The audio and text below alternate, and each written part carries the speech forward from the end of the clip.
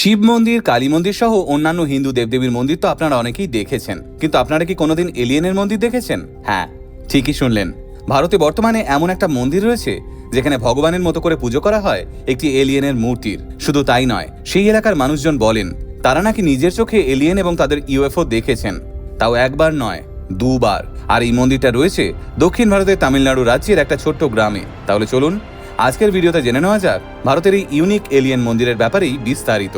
ভারতের এই অদ্ভুত এলিয়েন মন্দিরটি অবস্থিত দক্ষিণ ভারতের তামিলনাড়ুর সালেম জেলার মাল্লামুপ্পামাট্টি নামের একটা গ্রামে। সেখানেই দুই ভগবানের মন্দিরের ঠিক মাঝখানে মাটি থেকে প্রায় 11 ফুট নিচে অবস্থিত রয়েছে ভারতের একমাত্র এলিয়েন মন্দির। এই অদ্ভুত এবং বিচিত্র উদ্যোগের পিছনে রয়েছেন ওই এলাকারই এক বাসিন্দা, যার নাম লোগানন্দন। তামিলনাড়ুর এই অদ্ভুত এলিয়েন মন্দিরে রয়েছে একটা কালো রঙের এলিয়েনের মূর্তিও।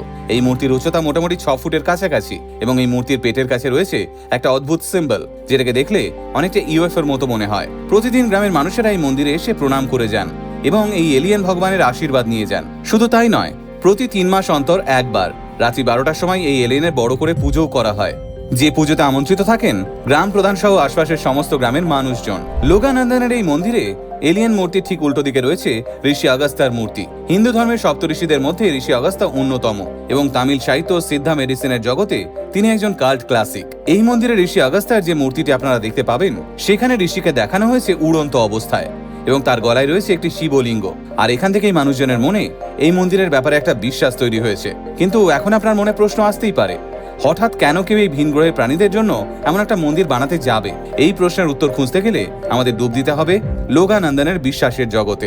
লোগানন্দন বিশ্বাস করেন যে এলিয়েনরা আসলে মহাজাগতিক কোনো শত্রু বা আক্রমণকারী নয়। তার মতে তারা হলো স্বয়ং ভগবান শিবের প্রথম সৃষ্টি রূপ। তিনি দাবি করেন যে সৃষ্টির আদিতে যখন দেবতারা এই বিশ্ব ব্রহ্মাণ্ড সাজাচ্ছিলেন, তখনই এই বিশেষ প্রাণীদের সৃষ্টি করা হয়েছিল এবং তাদের হাতে তুলে দেওয়া হয়েছিল অসীম ক্ষমতা। কিন্তু কেন তিনি হঠাৎ এরকম একটা মন্দির তৈরি করলেন, তাও আবার এলিয়েনদের জন্য?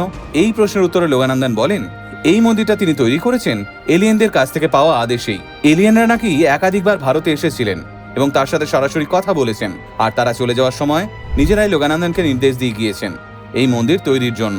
এহেন লোগানন্দন কখনো নিজের আধ্যাত্মিক অভিজ্ঞতার কথা বলেন, আবার কখনো বলেন স্বপ্নের মাধ্যমে পাওয়া নির্দেশের কথা। তিনি মনে করেন পৃথিবী যখন কোনো বড় বিপর্যয়ের মুখে পড়বে, তখন এই এলিয়েন দেবতারা এসে মানুষকে পথ দেখাবেন। তবে এই মন্দিরটাই যে কেবল এলিয়েনের পুজো হয় সেরকমটা কিন্তু নয়। এই মন্দিরের ভিতরে ঢুকলে আপনি এলিয়েনের মূর্তির পাশেই দেখতে পাবেন ভগবান শিব, পার্বতী, মুরুগান এবং মা কালীর মূর্তি। মন্দিরের প্রতিষ্ঠাতা লোগানন্দন মনে করেন সনাতন ধর্মের দেবদেবীদের সাথে এই ভিন গ্রহের প্রাণীদের এক গভীর সংযোগ রয়েছে। এখানে প্রাচীন পৌরাণিক কাহিনী আর আধুনিক ইউএফও ফোকলোর একই ছাদের নিচে সহাবস্থান করছে। এটা এমন এক পরিবেশ তৈরি করেছে যেখানে আপনার মনে হবে পুরাণ আর বিজ্ঞান যেন কোথাও গিয়ে মিলেমিশে এক হয়ে গেছে। তামিলনাড়ু এমনিতেই তার প্রাচীন এবং ঐতিহ্যবাহী মন্দিরগুলোর জন্য সারা ভারতে বিখ্যাত, তাই সেই মাটিতে দাঁড়িয়ে এমন এক আধুনিক ও রহস্যময় ভাবনা স্বাভাবিকভাবেই ইন্টারনেটে ঝড় তুলেছে। পর্যটকদের জন্য এই মন্দিরটি বর্তমানে হয়ে উঠেছে এক নতুন আকর্ষণের কেন্দ্রবিন্দু। ভারতের কেন্দ্রীয় সরকার হোক কিংবা তামিলনাড়ুর রাজ্য সরকার, কেউই এখনো পর্যন্ত এই মন্দিরটাকে স্বীকৃতি দেয়নি। তবে যারা একটু অন্যরকম অভিজ্ঞতা পছন্দ করেন বা রোড সাইড কিউরিওসিটি খুঁজতে ভালোবাসেন, তাদের জন্য এই এলিয়েন টেম্পল বর্তমানে হয়ে উঠেছে একটা মাস্ট ভিজিট প্লেস। আপনার কি মনে হয়, সত্যি কি ভারতে এলিয়েনের পদার্পণ হয়েছিল, নাকি সবটাই লোগানন্দনের গ্রামের মানুষকে বোকা বানানোর জন্য ভাঁওতাবাজি? লিখে অবশ্যই জানাবেন কমেন্টে।